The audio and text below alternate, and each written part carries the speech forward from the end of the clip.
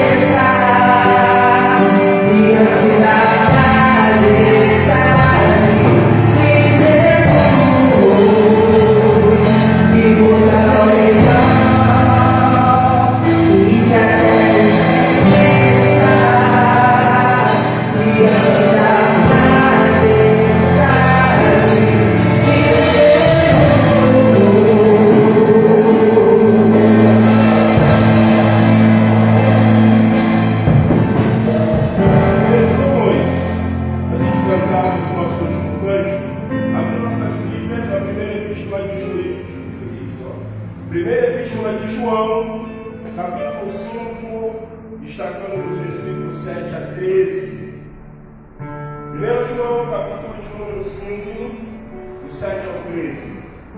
Diz assim a palavra do Senhor: essas coisas vos escrevi a vós, os que credes no nome do Filho de Deus, para que saibais que tendes a vida eterna, e para que creiais no nome do Filho de Deus. Porque três são os que testificam no céu: o Pai, a Palavra e o Espírito Santo. E estes três são um. Estes três são os que testificam na terra: o Espírito, a água e o sangue. E esses três concordam num. Congregação. Se recebermos o testemunho dos homens, o testemunho de Deus é maior, porque o testemunho de Deus é este, e seu Filho testificou. Quem crê no Filho de Deus, em si mesmo tem testemunho. Quem a Deus não crê, mentiroso fez, porquanto não creu no testemunho que Deus e seu Filho deu. Todos. E o testemunho é este: que Deus nos deu a vida eterna, e a vida está em seu Filho. Quem tem o Filho tem a vida. Quem não tem o Filho de Deus não tem a vida. Vou fazer uma pergunta esperando toda a sinceridade de vocês. Quem entendeu o que acabou de ser dito? Quem entendeu? Pastor, quem entende? Presta atenção, chega na sua casa desse minuto. Você vai ver o princípio, João falando sobre três que dão testemunho no céu. E vai depois falar de três que dão testemunho aonde? Na terra. Isso tem significado. E por último, ele vai falar de um testemunho que envolve quem? Jesus. Então, eu acredito que o Espírito Santo ele é muito importante nessa hora, porque se nós não entendermos isso aqui, nós não podemos viver o que essa palavra ela quer que nós sejamos viver. Vamos louvar o Senhor, finalizando, depois a irmã Sandra, ela vai estar louvando ao Senhor, amém? Vamos declarar esse cante, bem suave, bem tranquilo, amém?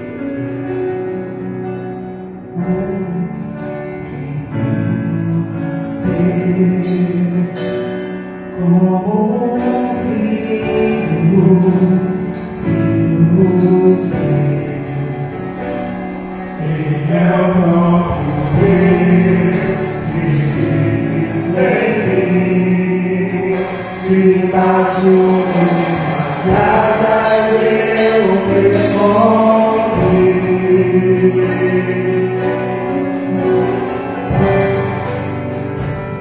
Seu nome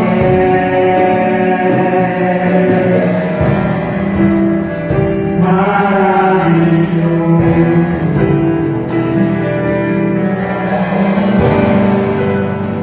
glória ao príncipe da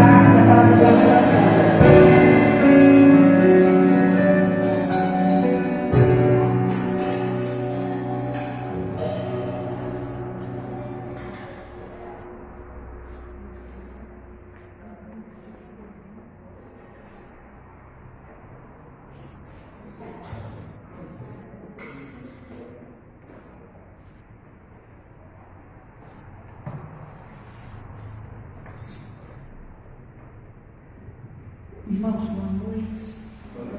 Esse louvor que nós vamos fazer agora, juntos, a igreja, comigo, meus amados, é o louvor de Missões Nacionais de 2022. Tá bom? Então, se nós não podemos ir, vamos enviar de alguma forma, tá bom, meus irmãos? Então, eu peço aos irmãos que também possam se familiarizar com o louvor e cantem comigo. Amém?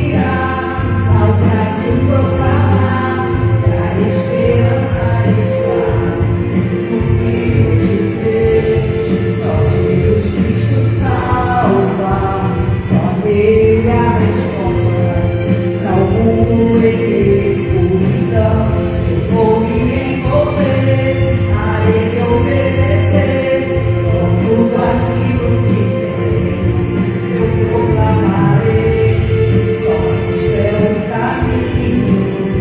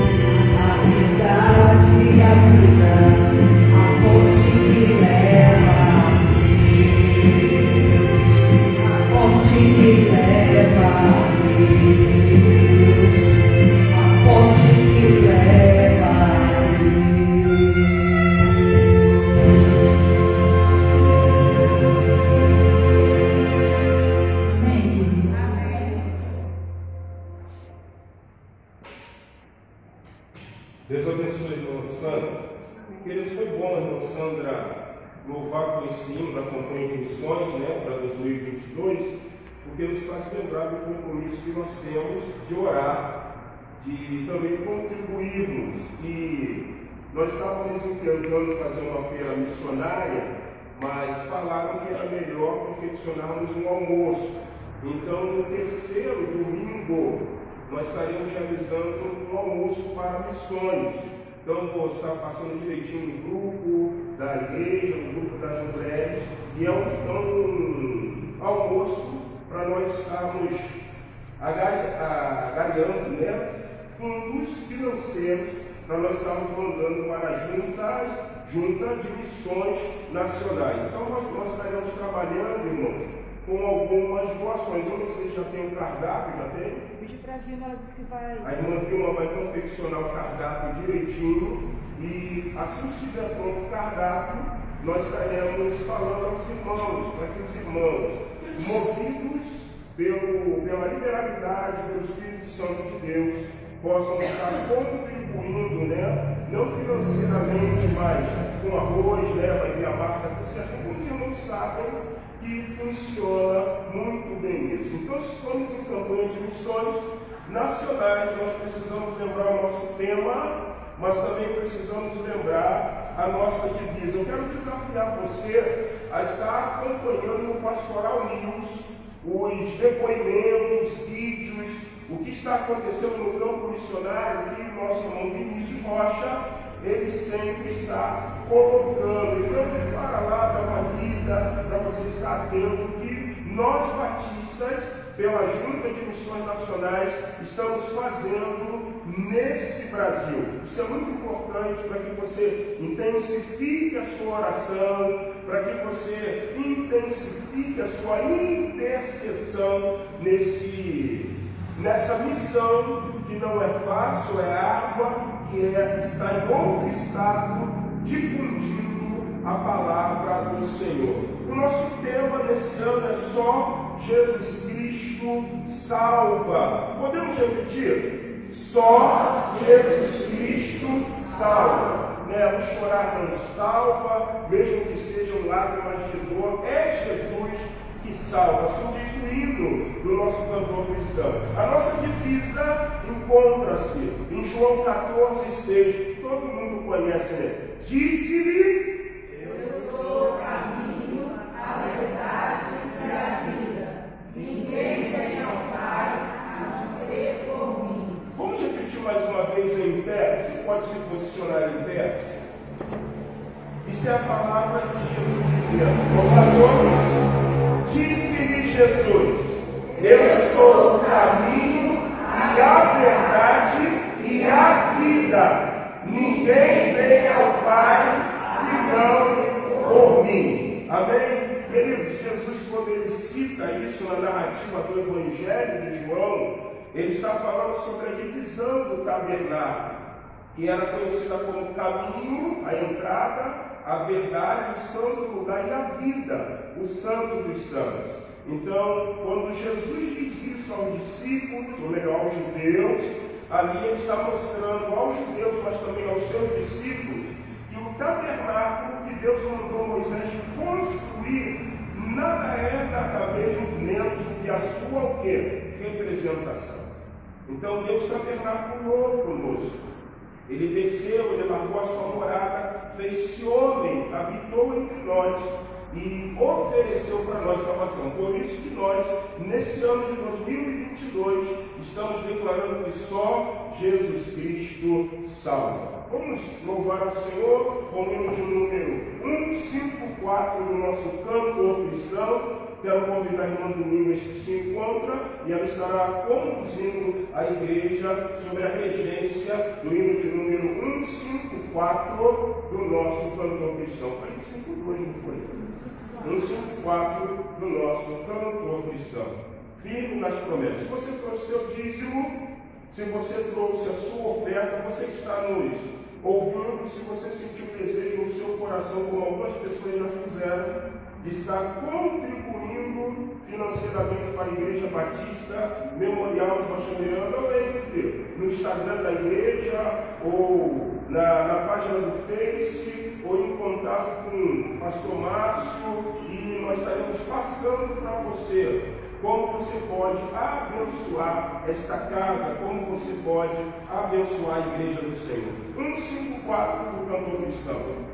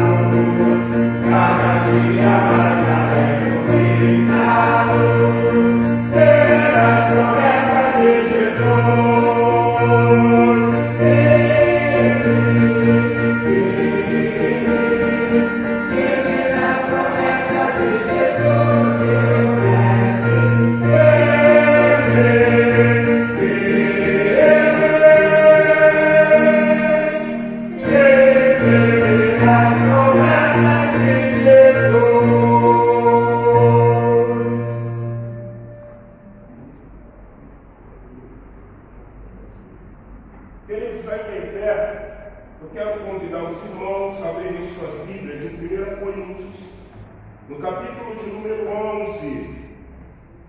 É o momento da ceia. Nós, como Igreja Batista, entendemos que o Senhor, Ele deixou duas ordenanças: a ceia e o batismo. Nós vamos fazer a leitura de 1 Coríntios, capítulo de número 11. Eu gostaria de convidar quem está escalado dos diáconos para esse momento, enquanto estamos abrindo nossas Bíblias em 1 Coríntios 11. E eu gostaria de ler alguns versículos, a começar pelo versículo 17. Nisto, porém, que não vos prescrevo nem vos louvo, porque vós ajuntais não para melhor, e sim para pior. Porque antes de tudo estou informado a haver divisões entre vós, quando vos reunis na igreja, e eu em parte o creio, assim diz o apóstolo Paulo. Porque até mesmo importa que haja não divisões, mas partidos entre vós, para que também os aprovados se tornem conhecidos em vosso meio. Quando, pois, vos reunis no mesmo lugar, não é a ceia do Senhor que comeis. Porque ao comerdes, cada um toma antecipadamente a sua própria ceia.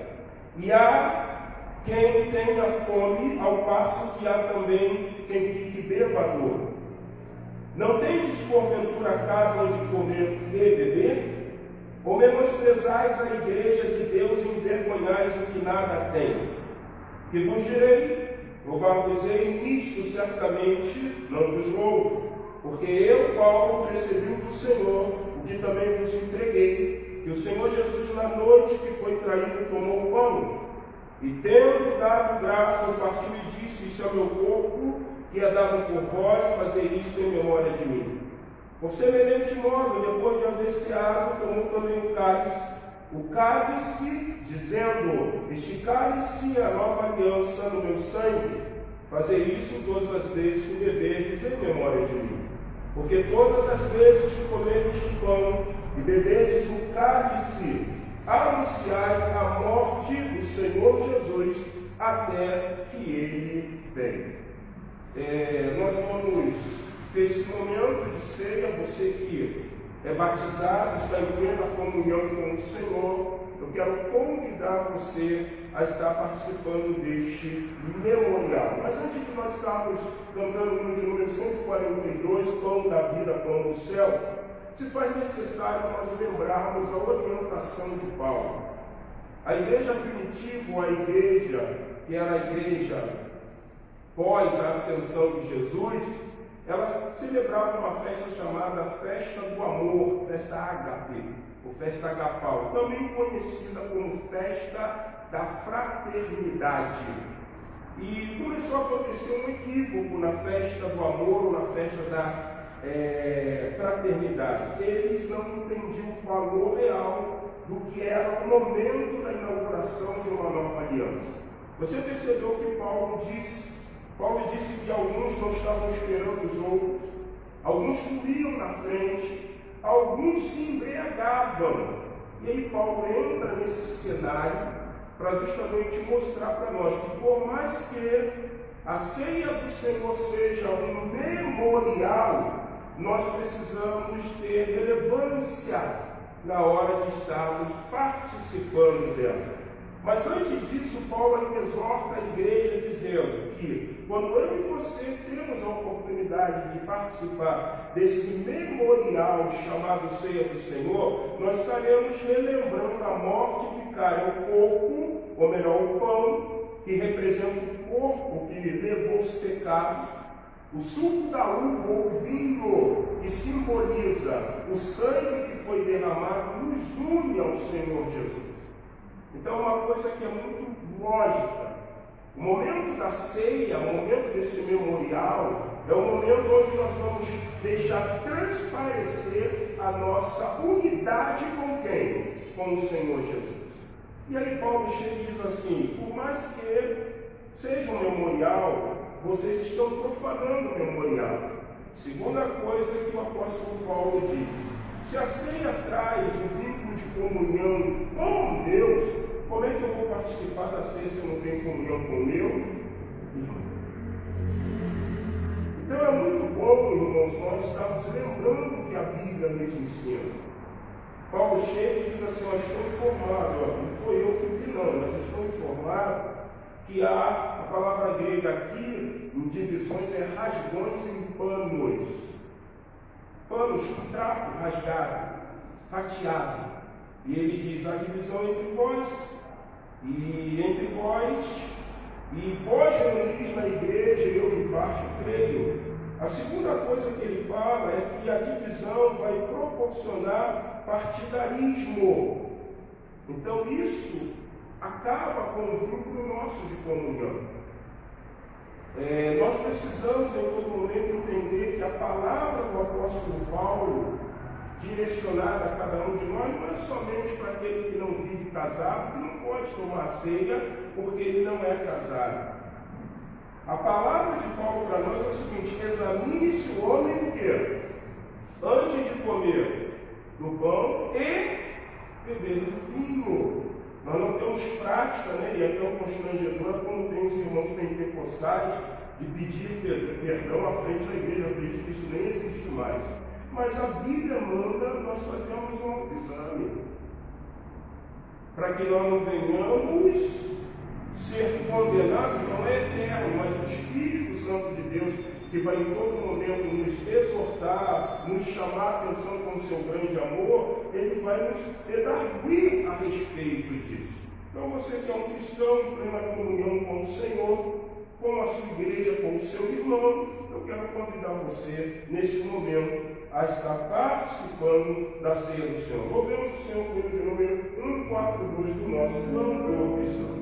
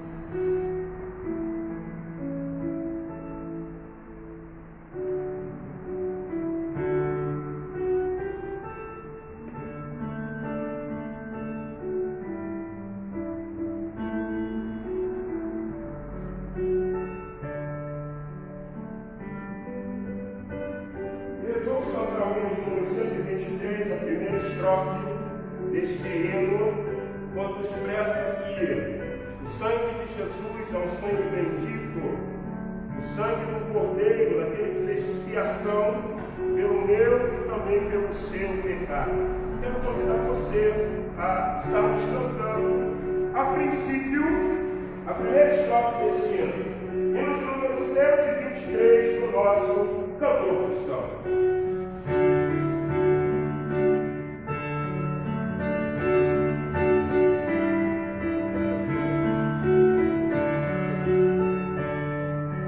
Seja bendito seu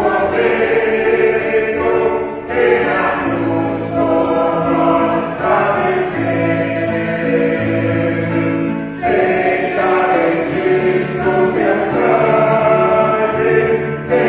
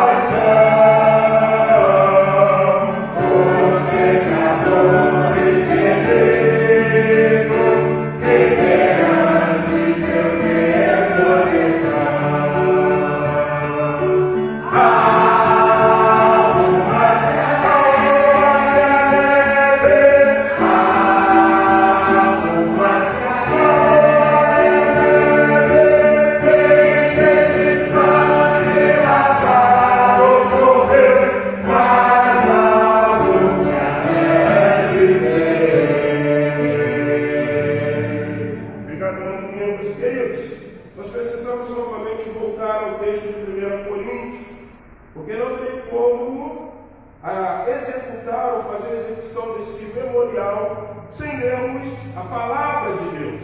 Só que eu quero destacar o versículo que é clássico para esse momento, que é 1 Coríntios 11, 23. Quando o apóstolo Paulo, orientando a igreja de Corinto, diz: porque eu recebi do Senhor o que também vos entreguei, que o Senhor Jesus, na noite em que foi traído, ele tomou o pão e, tendo dado graça, partiu e disse: isso é o meu corpo que é dado por vós, fazer isso em memória de mim. Vamos então, nesse momento, agradecer ao Senhor pelo primeiro elemento, o pão, convidando já com o Antônio Felisberto, ele vai estar orando ao Senhor.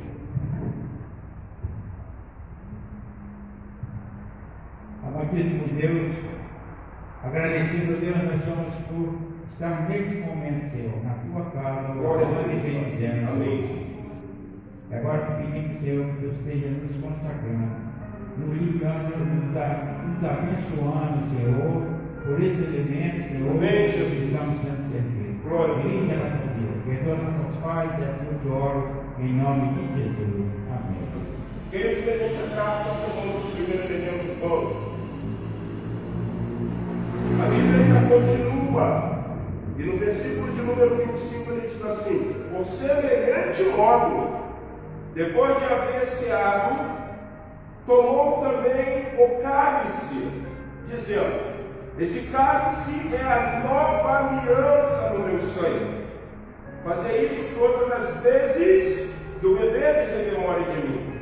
Porque todas as vezes que comerdes pão e beberdes o cálice, anunciais a morte de Jesus, do Senhor Jesus, até que Ele venha. Antes de nós estarmos tomando do suco da uva, nós estaremos também mais uma vez dando graça, porque o sangue de Jesus foi espargido, o seu corpo levou os nossos pecados, mas o seu sangue inaugurou uma nova era. Quero te informar que a Bíblia diz que nós estamos debaixo da graça divina. Nós não estamos mais debaixo da lei, não há julgo, somos livres. E por isso eu quero convidar a diaconisa ela vai estar orando, agradecendo ao Senhor por esse segundo elemento, que é o sangue, que simboliza que foi vertido, derramado para a remissão dos nossos pecados. Amém, Deus? Glória a Deus. Aleluia. Sim, Deus. Derramando teu sangue para os nossos pecados. Verdade. Muito obrigado, Deus, porque hoje e sempre, estamos sempre lembrando isso, lembrando, Senhor, que tudo tem feito da nossa vida. Amém. Sim, Deus. Senhor, por tudo, nós te agradecemos em nome de Jesus. Amém. Queridos, mediante a graça, tomemos o cálice da nova aliança. Quero ainda convidar a igreja a estar em pé, nós vamos louvar o Senhor com o hino de número 108 do nosso cantor cristão. Número 108 do nosso cantor cristão. Já nos pode voltar aos seus lugares, mas peço à igreja para permanecer em pé, onde estaremos ainda louvando ao Senhor com o hino de número 108.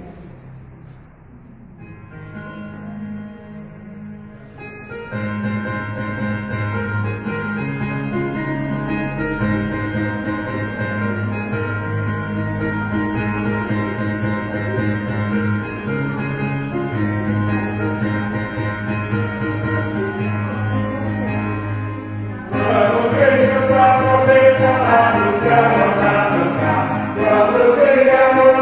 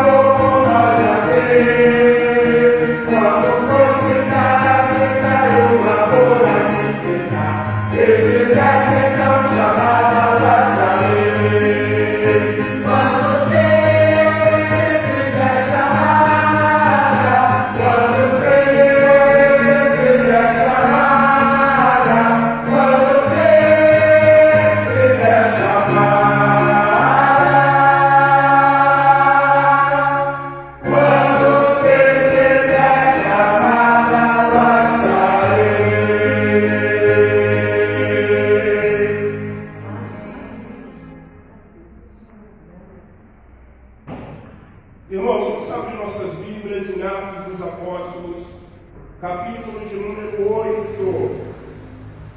Atos dos Apóstolos, capítulo de número 8. E eu gostaria de ler alguns versículos, a começar pelo versículo de número 9.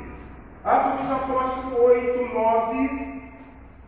Capítulo de número 8, versículo de número 9. Preste bastante atenção na leitura desse texto. Ora, havia certo homem chamado Simão, não é Pedro, não é o Simão também curtidor, que ali praticava mágica, iludindo o povo de Samaria, insinuando ser ele grande vulto ou uma grande pessoa, o qual todos davam ouvidos, do menor até o maior, dizendo: este homem é o poder de Deus, chamado o grande poder.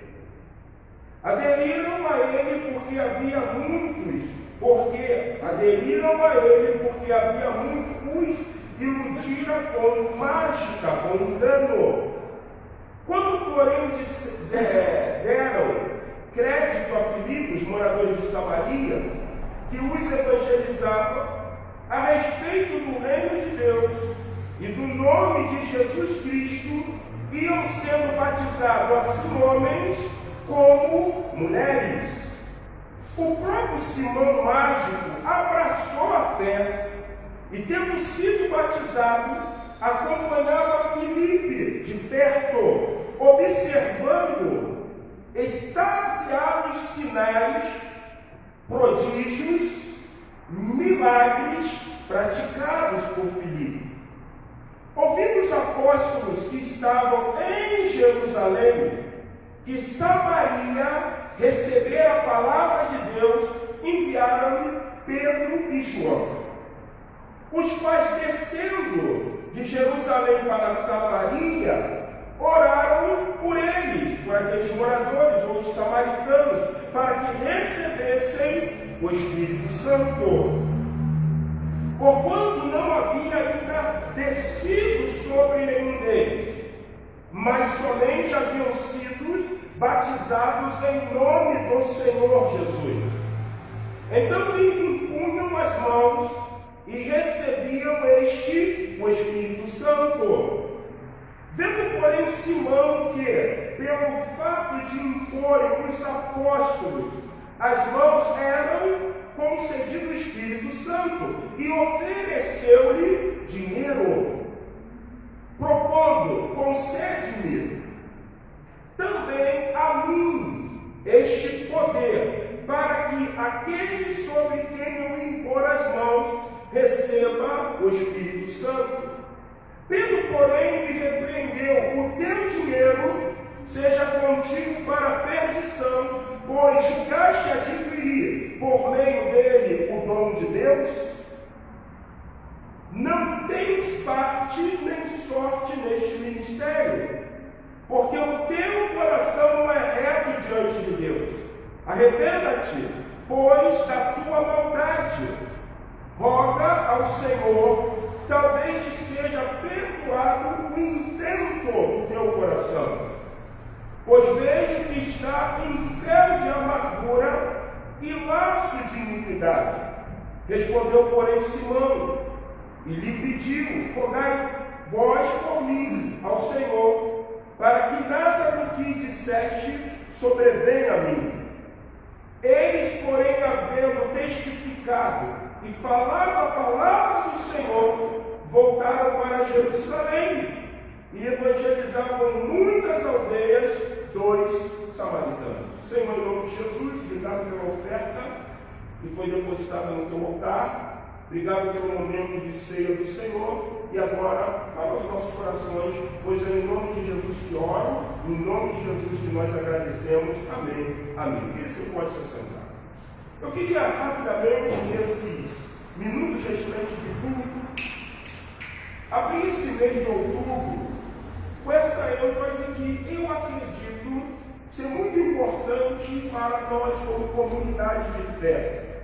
A igreja, ela precisa viver, a igreja, ela precisa ter o Espírito Santo agindo, operando, trabalhando, convencendo o homem do pecado, mudando coisas que muitas vezes nós acreditamos que precisam ser mudadas em nós para que estejamos aptos para estarmos morando no reino dos céus.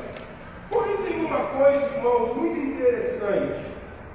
Quando eu li esse texto, e vocês que acompanharam por algum momento as ministrações de setembro sobre o que aprendemos com a igreja de Atos, eu não sei se vocês perceberam, mas tem uma coisa em Atos que é muito diferente dos contextos dos outros textos ou dos outros livros sagrados, em especial do Novo Testamento.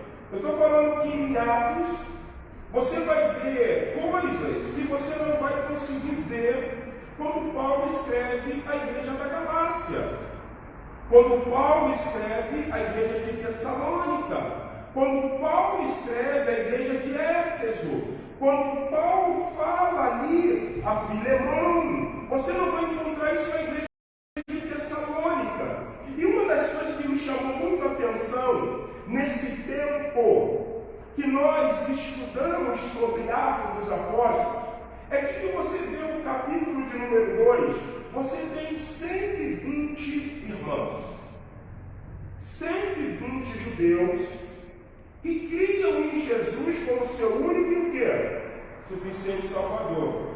Vocês provavelmente, com certeza, creem que esses homens, eles foram batizados. E a simbologia do batismo é uma coisa linda, porque o batismo, sendo uma ordenança bíblica para a igreja, o que ele tipifica? A morte do velho homem, mergulhado na água, mas ressurreto como uma nova o quê? Você encontra, né, a palavra grega para batismo como baptizo. E o que é isso? Mergulhar. Então nós que somos defensores do batismo por imersão, acreditamos que o batismo é sepultar o velho homem e ressuscitar um novo homem. Aqueles homens que estavam com Jesus, aqueles 12, com certeza eles foram batizados também com o batismo de João Batista. Quando um período longo onde Deus não falava, vem um profeta nascido de mulher que ele está andando pelo caminho de Elias. Gente, isso é muito forte, andar pelo caminho de Elias. E você vai encontrar várias vezes algumas citações como andou pelo caminho de Eliseu, andou pelo caminho de Davi. Então, isso é uma coisa que nós vamos ver sobre essa manifestação poderosa do Espírito Santo. E aí a Bíblia diz que a multidão começou a ir para onde? Para onde estava João Batista. Porque é claro, e todo mundo sabe, e a teologia mostra, é que cada judeu entendeu que Deus voltou o quê? A falar. Antes que venha o grande e terrível dia do Senhor, eu vou enviar novamente Elias. Então, João está indo pelo caminho de Elias, preparando Israel para receber o Messias. Jesus foi batizado com o batismo de João. Ao ponto que o Evangelho de João relata que João disse o seguinte para Jesus: eu que deveria ir a ti. Em outras palavras, quem deveria ser batizado era eu. Era eu. E tu vens a mim, eu não tenho nem dignidade. E João ele está esquecendo até o ofício profético, e ele está se colocando como um doulos, como um escravo, e ele está dizendo: eu não sou nem digno de desatar as sandálias dos teus pés, para lavar os seus pés como faz um escravo. E Jesus olha para João e diz: convém que se cumpre a Escritura. E quando Jesus é batizado, em forma de pomba, vem o Espírito Santo. A ideia clássica, dentro do contexto do Império Romano, a divindade do imperador morto era cremado e soltava-se uma pomba com a ideia de que o Deus está voltando para a sua morada. Com Deus foi diferente, não. Ele é batizado, ele agora cumpre, mas o Espírito desce para mostrar que quem está agora tabernaculando com o homem é o próprio Deus. Então nós podemos, pela perspectiva bíblica, entender uma coisa que é muito importante para nós, que vai definir, vai ser diferente dos outros livros. É que quando você lê Atos, você percebe que o Espírito Santo está em movimento. Não é um movimento sapateadinho, não, gente. Ele está trabalhando, ele está o quê? Agindo. Ele está cumprindo o propósito. Estavam lá 120 homens no Senado, alguns fora do Senado, e daqui a pouco, como um vento impetuoso, vem o Espírito Santo como em forma de línguas de fogo e derrama sobre aqueles homens. Aqueles homens começam a falar as mesmas coisas, o mesmo idioma. Não há uma perspectiva como pregou certa ocasião o pastor aqui, falando: não houve confusão como houve na Torre de Babel, pastor Gilmar. Todo mundo agora entende, há uma compreensão. Então é notório que o livro de Atos dos Apóstolos, ele mostra algo extremamente significativo, que é a unidade. Aí você vai dizer assim: mas pastor, poxa, pastor, que é isso? Paulo fala de unidade na igreja de Tessalônica. Sim. Paulo fala de unidade na igreja de Colossos. Sim. Mas só que não é somente isso que o Espírito Santo de Deus estava proporcionando.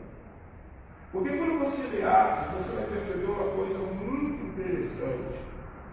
É que muitos eram batizados, não era? Mas ainda não haviam o quê? Recebido o Espírito Santo. Você não vai encontrar isso em nenhuma epístola paulina. A maior prova disso é Efésios capítulo 1:13. Pode botar para nós. Em Efésios 1:13, você vai ver a colocação de Paulo na igreja de Éfeso, quando ele vai começar a desmistificar uma coisa que poderia gerar uma grande complicação dentro da comunidade cristã, dentro da igreja. Irmãos, Deus é um Senhor de respeito, Deus é um Senhor de princípio. E tem uma coisa muito interessante quando nós olhamos Atos dos Apóstolos. Nesse texto que nós acabamos de ler, houve perseguição sobre a igreja que estava em Jerusalém. Os únicos que não se dispersaram foram quem? Os apóstolos, Atos 1:13. Os únicos que não dispersaram foram os apóstolos. A Bíblia diz que nós temos, como relato bíblico, um diácono, um evangelista chamado Filipe. Vocês lembram que nós vimos? Ele tinha 4 filhas, lembram disso? As filhas de Filipe eram o quê? Profetisas. E agora Filipe vai para Samaria. E a igreja está sendo perseguida, uma grande perseguição. Filipe chega em Samaria e Filipe começa o quê? Começa a pregar. E vocês conhecem uma coisa muito interessante. Os judeus, ou melhor, o povo de Deus, eles são divididos em 3 momentos. Você tem os hebreus, que estavam lá no deserto, que peregrinaram, que ficaram 40 anos. Depois, quando quando eles entram na terra prometida, eles são ainda hebreus, mas são conhecidos como o quê? Israelitas. E aí você sabe da divisão que existe entre eles para gerar os samaritanos. Os samaritanos só acreditavam nos escritos de Moisés. Os samaritanos, eles eram, eles chamam de israelitas.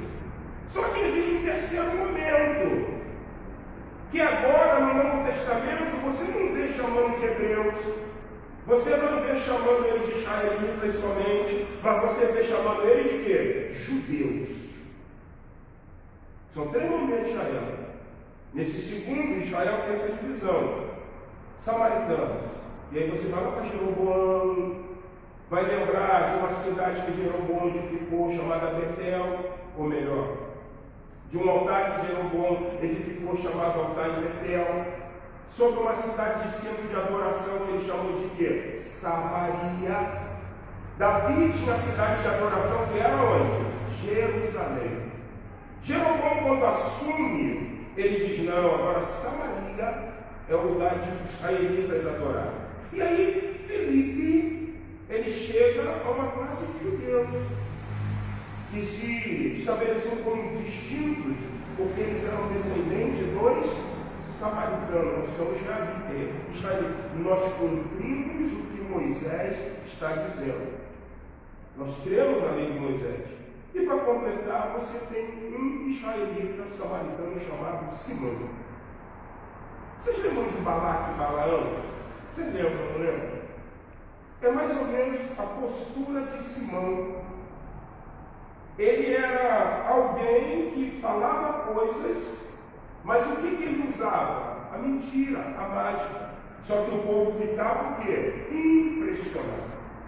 Quando Filipe começa a pregar em Samaria, vocês perceberam que o texto diz? Que tanto homens como mulheres começaram o quê? Se converter. Começaram a se converter. Eu creio no que o ensino teológico vai falar, que dentre os 120 que receberam o Espírito Santo, Filipe estava. E eu provo para vocês por que eu digo isso. Porque para ser diácono, qual é uma das coisas que precisava? Ser cheio de quê? Do Espírito Santo. Filipe soube a orientação do Espírito Santo. No capítulo 8, nos versículos acima, diz que as multidões atendiam unânime. Versículo 6, Atos 8, 6. As multidões atendiam unânimes as coisas que Filipe dizia, ouvindo-as e vendo os sinais que ele operava, pois espíritos imundos espíritos imundos, possessos, saíam gritando em alta voz, e muitos paralíticos, coxos, foram curados, e houve grande alegria naquela cidade. Simão começa a ver isso, e ele, sendo samaritano, israelita, ele fala assim: caramba, isso aí eu desconhecia. O que ele está fazendo não é pelo engano. O que ele está fazendo é algo produzido pelo Espírito Santo. E vocês sabem, Filipe tinha o Espírito Santo. E aí eu volto, depois dessa voltinha que eu dei com vocês, para mostrar uma coisa. Por que isso é distinto em Atos? Quando Filipe avisa a igreja que está em Jerusalém, o corpo apostólico que está em Jerusalém, que os samaritanos estão se convertendo, quem desce para Samaria? João e Pedro. Quem era que você acredita, pautado na Bíblia, que era, podemos dizer assim, a grande autoridade no corpo apostólico? Pedro. Por isso que você sabe no segmento católico apostólico romano, Pedro é considerado o primeiro quê? O primeiro papa. Ele tem a chave, ele não tem toda a autoridade. A igreja vai dizer que ele tem a chave, então que ele liga na terra, é ligado aonde? Não significava que os outros apóstolos não tinham voz ativa, não. todos tinham. Mas quando Jesus chega para Pedro e faz aquela série de colocação, Pedro tu me ama, Pedro tu me ama, Pedro tu me ama, o que Jesus fala no final para ele? Então, apacenta o filho. Na questão da cristologia, da teologia bíblica, né? Cristologia, quem diz os homens que eu sou? Quem é que foi que falou? Pedro. Tu és o Cristo, o Filho do Deus vivo. Disseste bem. Eu te digo que tu é a lasca da pedra. Tu é uma pequena fagulha. E sobre eu que sou a pedra, tu vai edificar o quê? A minha igreja. Deus chega, por intermédio do Filho, e diz a Pedro que Pedro estaria edificando o quê? A igreja. Então, no corpo apostólico, você já percebeu quando você lê Atos, tudo passa por quem? Por Pedro. Tudo passa por Pedro. Lembra que nós pregamos? Pedro chega e diz assim, porque Deus me entregou o ministério aqui, com os gentios. Aí Paulo chega e diz assim, não, eu caí lá, fiquei lá, ouvi a voz, fiquei cego, e Deus falou que estava me chamando para o gentio. Deus separa os dois. E aqui você vai ver uma coisa interessante, distinta do Espírito Santo. Quando esses samaritanos veem Jesus, eles foram batizados, sim ou não? Sim. Porque o texto diz que eles foram batizados. E não foi o batismo de João como em textos anteriores, no capítulo 4. Eu te batizo no nome do Pai, do Filho e do Espírito Santo. Quando Pedro e João descem, para que eles precisam colocar as mãos para que eles recebam o Espírito Santo? Isso nunca te chamou a atenção, não? Porque Paulo chega, e o que ele disse lá em Efésios 13? Dá para colocar para nós ali, Efésios capítulo 1, 13. Depois de ter dito, foste o quê? Selado com o Espírito Santo da promessa. Quem é que tem razão aqui? A mentira aqui na Bíblia? Porque Efésios 1,13 diz assim, em quem também vós estáis depois, nós estamos em Cristo, depois que ouviste a palavra da verdade, as boas novas da salvação, e tendo também crido em Jesus, foste o quê? Todos temos o Espírito Santo? Sim. Todos temos o Espírito Santo, irmãos? Sim. Mas então por que em Atos eles precisavam colocar as mãos? Eles não foram batizados, eles não criam em Jesus? Porque existe uma coisa distinta, gente. E por isso que você não vai encontrar isso na igreja de Éfeso, porque a igreja de Éfeso não é uma igreja de judeus, é uma igreja de quê? Gentios. Ali, Deus só está cumprindo o que ele sempre fez. Quando alguém recebia o azeite, quando alguém recebia a posição de mãos, vinha sobre eles o quê? Para uma coisa específica. Deus aqui está lidando com os judeus. Mas em Efésios, Deus está lidando com a igreja gentílica. Se Deus continua agindo assim, sabe o que ia acontecer com a igreja? A igreja seria mais mística do que ela já o quê? Já. Vocês não mandam, muitos de vocês não mandam. Mas quem manda vai entender o que eu falei. Você chega às vezes em alguns lugares, olha um pouquinho mais forte para você ver o que acontece. Daqui a pouco tem gente o quê? Te rondando, te cercando. E sabe o que eles vão pedir? Olhe, você pode pôr a mão sobre a minha cabeça e orar por mim para que eu receba a unção? Nós damos unção também. Mas para nós, como batista, fica um pouco mais complicado. Não é a questão de colocar a mão, é porque nós temos a compreensão de que, quando nós cremos em Jesus, temos o Espírito Santo. E nós vamos viver agora uma vida de banalidade com o Espírito Santo. No contexto do âmbito pentecostal, eles valorizam tanto que acaba entrando com um lado que é místico. Olha só, vem aqui na frente porque quem quiser a unção, a minha unção vai passar para você.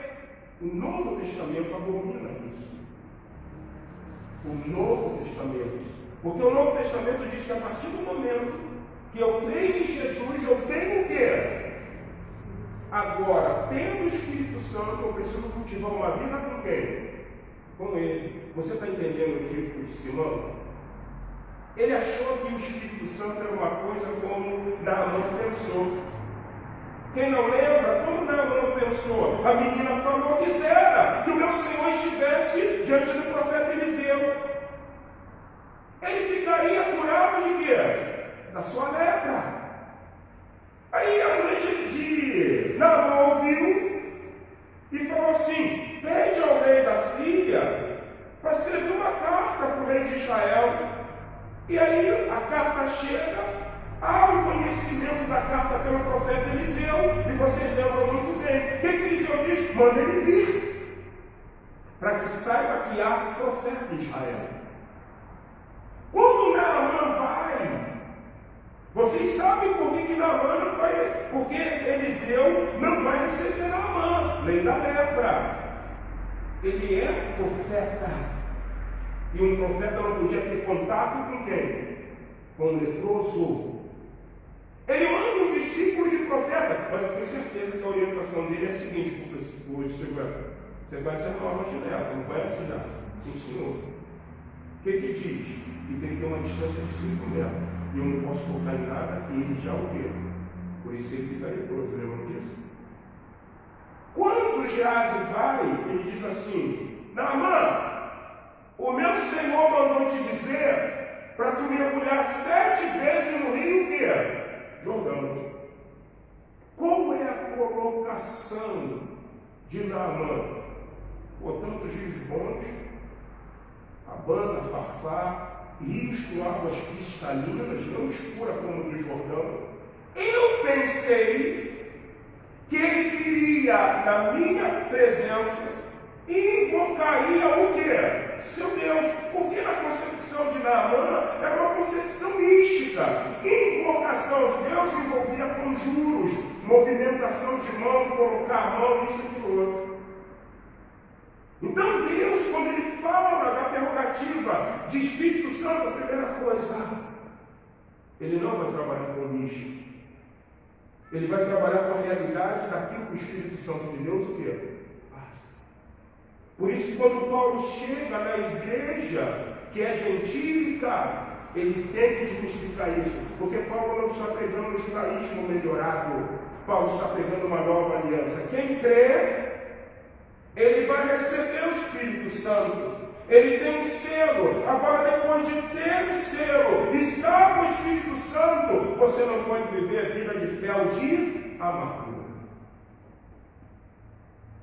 Gente, todo mundo sabe, né? Minha mãe já criou aves, galinha, pato, marreco, ganso. E eu já tirei muita pena de galinha, já passei galinha no fogo para tirar aquela penugezinha. E quando eu era mais novo, eu olhava a minha mãe e eu sempre gostei de cozinha. E a minha mãe disse assim para mim: eu vou ensinar você a limpar uma galinha. A primeira recomendação que ela disse é que eu não podia arrebentar o quê? O ferro. É como pessoas que comem carne de gambá. Se você estiver tentando arrebentar aquela membranazinha que ele tem que transpira a algema, acabou o quê? A comida. Se você foi lá, poxa, fui na feira, vi uma raia. O que as pessoas antigas faziam para comprar uma raia? Cheirar. Porque se ela for uma raia que tem cheiro de urina, quando você começa a fazer, tem que ir na casa toda. Esse contexto aqui de fel de amargura é muito simples. Porque é o que o fel faz, gente. Quando esses homens agora são batizados pela autoridade apostólica, a Bíblia diz que esse homem chamado Simão, ele começa a acompanhar Filipe. E ele acompanhando Filipe, nós poderíamos dizer uma coisa interessante: a finalidade do Espírito Santo é formar discípulos, pessoas que estejam aprendendo. Só que, irmãos, na nossa vida com o Espírito Santo, faz-se necessário uma coisa muito real. É nós termos entendido o significado do batismo. Matar o velho quê? Homem. Simão acompanha, Simão pelos pilares, mas ele ainda não era uma nova o quê? Criatura. A coisa mais importante nesse século de número 21 para a igreja neotestamentária é entender que a manifestação do Espírito Santo na minha vida, a manifestação do Espírito Santo na tua vida, depende do grau de nova criatura que você é. Pastor, mas o que era fel de amargura? Era um adágio judaico que trazia a ideia de contaminação. Se Pedro não repreende aquele homem, o texto no grego está dizendo que ele iria contaminar todos aqueles que se converteram onde? Em Samaria. Além de ele estar produzindo iniquidade, Pedro chega assim: você é um contaminador. Por isso que ele usa a terminologia véu de amargura. Você vai encontrar isso no Deuteronômio. E muitas vezes, irmãos, nós vamos andar em fel de amargura, em contaminações, porque nós não estamos entendendo essa realidade de sermos uma nova criatura e temos a compreensão que não é o pastor Márcio para chamar uma santa vem aqui na frente, receba o Espírito Santo. Não é mais assim. Porque o apóstolo Paulo disse para a igreja que é gentílica, que somos nós, a partir do momento que você creu, foi o quê? Selado. Foi selado. O Espírito Santo se move em você, o Espírito Santo vai trabalhar na sua vida. E aí Pedro, agora, vendo a postura de Simão mágico, olha o que o capítulo 8, versículo 20 vai dizer. Pedro, porém, lhe respondeu: o teu dinheiro seja contigo para a perdição, pois julgaste adquirir por meio dele o dom de Deus. Irmãos, a igreja ela vive muitas vezes formas, receitas. Se eu fizer 40 dias de oração, eu vou me transformar numa munição poderosa de Deus. Tudo não é assim. Não é como a Bíblia relata lá em 1 Reis capítulo 5 sobre Naamã.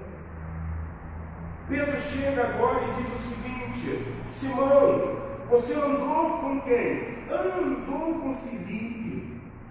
Você viu o que Filipe realizava, mas você ainda não compreendeu o que Deus quer realizar. Essa é a grande questão. Tu está achando que o teu dinheiro pode comprar? De maneira nenhuma. Certa ocasião, conversando com um pastor, ele falou uma coisa muito interessante. Você já viu, percebeu, como nesse tempo levanta-se pastores, pastora, apóstolos, bispos? Meu Deus do céu, é tanto cacique para pouco índio. E ele falou uma coisa que é muito real. Se você pegar um cristão, um pastor, seja lá o que for, que ele é fissurado em dinheiro, vou botar um pastor, vou falar como um pastor que gosta de dinheiro, ele sangra mesmo a ovelha, ele fala coisas que o seu bel prazer para tirar, né, a gordura, como Paulo, Pedro vai dizer, né, que é um mercenário. E o que esse pastor falou é uma verdade. Quando tu pega o histórico de vida desse homem antes de ter Jesus Cristo e transformar-se num pastor, ele sempre gostou de quê? O Espírito Santo, para fazer uma grande obra, ele tem que mudar a nossa o quê? A nossa vida, gente. Olha para você nessa hora. O que você sempre gostou? Olha para você nesta hora. O que sempre você fez? Será que de repente, pela ausência de vida com o Espírito Santo, Porque nós, às vezes, menosprezamos a ação do Espírito Santo. Lembra que nós falamos na palavra introdutória? Alguns supervalorizam, levando o místico. Gente, não, a gente é racional, somos igreja batista. Rogo, pois, irmãos, que apresentei vossos corpos em sacrifício santo, vivo e agradável a Deus, que é o vosso culto racional. O culto tem que ser com entendimento. E aí a gente começa a viver a nossa vida. E o diabo aproveita, porque o próprio texto vai dizer, o próprio texto vai falar que ele está preso a laço de iniquidade. Irmãos, vida com o Espírito Santo envolve arrependimento. Vida com o Espírito Santo envolve comunhão. Vida com o Espírito Santo envolve aletheia, verdade. Ele era um homem o quê? Mentiroso. Para ele estar em fel de amargura, em laços de iniquidade, ele achou que poderia comprar o dom do Espírito Santo para continuar praticando as suas mentiras. Vida com o Espírito Santo envolve serviço. Por que, pastor, o senhor está falando isso? Porque simples o texto mostra.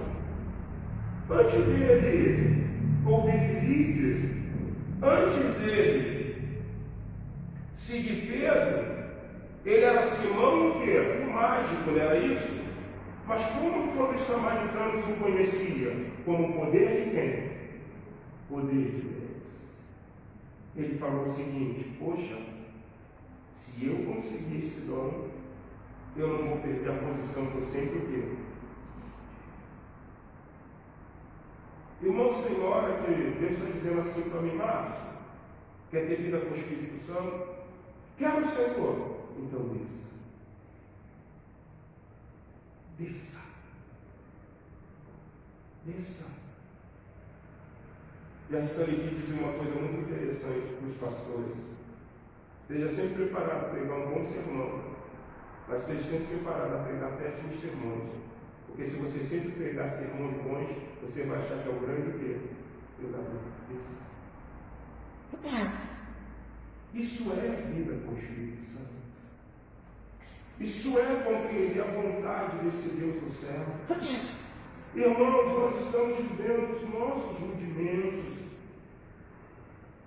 Nós estamos vivendo as nossas vontades. Nós muitas vezes estamos sendo como o irmão Simão. Muitas vezes nós estamos nos colocando como o irmão Simão. O irmão Simão ficou extasiado, ficou feliz. Nós ficamos extasiados, nós ficamos felizes quando Deus salva alguém. Deve ser uma maravilha você poder ver Deus fazendo um paralítico andar. É uma coisa extraordinária quando você se depara com um bom servo, com uma boa serva do Senhor, com um bom pastor, com um bom diácono, com uma boa diaconisa, com um bom evangelista, com um bom presbítero, com uma boa pastora, no bom sentido. Traz alegria. Simão, o irmão Simão, que era conhecido como o poder de Deus, ou Simão mágico, o grande poder, melhor dizendo, não, versículo 10, é chamado grande poder. Ele ainda não entendeu que para ser usado pelo Espírito Santo, nós precisamos fazer o que Jeremias, no capítulo de número 18, ele nos ensina. Jeremias, vou te dar uma visão. Qual, Senhor? Vou te levar uma polaria, aonde se usa a massa, o barro, e você vai ver o oleiro. Você vai perceber que o oleiro está ali tocando a roda, e ele está confeccionando um vaso. Quando o vaso sai com defeito, o oleiro quebra e faz o quê? Um vaso novo. Vida do Espírito Santo, irmão, é tornar-se vaso novo. Mas para se tornar vaso novo, o que é necessário? Mas preste atenção, uma coisa notória, vocês sabem. Vocês conhecem a etimologia da palavra sincero, né? Sem o quê? Sem ser. Porque quando o oleiro, ele pegava o vaso, e aparentemente o vaso parecia estar o quê? Perfeito. O que ele tinha que fazer? Alguém lembra? Direcionar para o sol, para ver se não tinha o quê? Rachadura. Quando ele via a rachadura, o que ele fazia? Ele quebrava? Ele botava uma cera e dizia que o vaso estava o quê? Nosso irmão Simão era um vaso quebrado ou era um vaso de cera, com cera? Você é um vaso quebrado ou você é um vaso com cera? Vasos com cera, eles vão querer encontrar as coisas. Vasos com cera, eles vão querer primazia, eles vão querer primeiro lugar. Mas vasos quebrados, eles vão entender a importância da oração, eles vão entender que o Espírito Santo é uma pessoa que se relaciona, eles vão entender que há uma missão, eles vão entender que eles não vão andar em fel de amargura, eles não vão andar em um laço de iniquidade, mas eles vão ser frutíferos, como diz João capítulo de número 15. E nessa noite, irmãos, nós ganhamos, nesse mês de setembro, aprender um pouquinho com a terceira pessoa da Trindade, que é chamada Espírito Santo de Deus. Ele que é o Paráclito, Ele que é o Consolador, Ele é o que advoga, Ele que capacita, Ele que transforma, Ele que guia. Que nós, como igreja, como eu falei na quarta-feira, isso me marcou, porque Deus me fez lembrar. Ele está passando. Ele está passando por algumas igrejas. E algumas igrejas estão dizendo, sabe o que para ele? Não entra aqui não. Porque se tu entrar aqui, tu vai mudar o quê? Tudo. E se ele passar pela igreja italiana, com um desejo de adentrar a Igreja Batista Memorial de Rocha Miranda, nós não vamos impedir que ele entre, mas nós vamos dizer o quê? Seja bem. Porque se eu, nesta noite, sou o irmão Simão, eu peço para que o Senhor me leve na olaria, me quebre e faça o quê? Um vaso. Vamos colocar em pé? Senhor, meu Deus e meu Pai, obrigado, Deus, porque vamos começar uma série de palavras sobre o Espírito Santo. O Senhor nos direcionou há alguns meses, por isso que 2022 é viver a tua agência, a tua agenda. O Senhor falou sobre serviço. O Senhor disse que uma igreja que serve é uma igreja que reproduz o que há de reproduzir. Mas uma igreja, para servir e reproduzir, ela precisa estar com o Espírito Santo. Nós temos ele, mas pode ser que algum tempo eu deixei ele de lado. E é o momento onde o Senhor está dizendo assim: Márcio, chegou a hora, chegou o dia de você convidar ele novamente. Para que ele esteja te conduzindo, para que ele esteja te direcionando. Para que as pessoas possam ouvir de Jesus e serem reavivadas, ou avivadas, melhor, a igreja tem que ser reavivada, as pessoas precisam ser avivadas, e aí o teu santo e poderoso nome vai ser glorificado. Obrigado, Senhor, porque quando nós fomos batizados, nós não precisamos de nenhuma autoridade eclesiástica para colocar a mão sobre nós. Porque a autoridade das autoridades eclesiásticas, que é o dono da igreja, ele falou: tendes o Espírito Santo, soprou sobre nós. E nós agora estamos na plenitude dele, para glorificar e exaltar o teu nome. Que a graça do nosso Senhor e Salvador Jesus Cristo, o amor de Deus, o nosso Pai, a comunhão e a consolação do Espírito Santo seja sobre a vida da Igreja Batista Memorial de Rocha Miranda, sobre a vida deste que acompanha essa live, desde agora e para todos sempre a igreja ainda diz. Meu querido, orando silenciosamente, estamos encerrados. Você que participou desse culto, o meu desejo, a minha oração é que Deus poderosamente abençoe a sua vida. Graças a Deus, Deus te abençoe.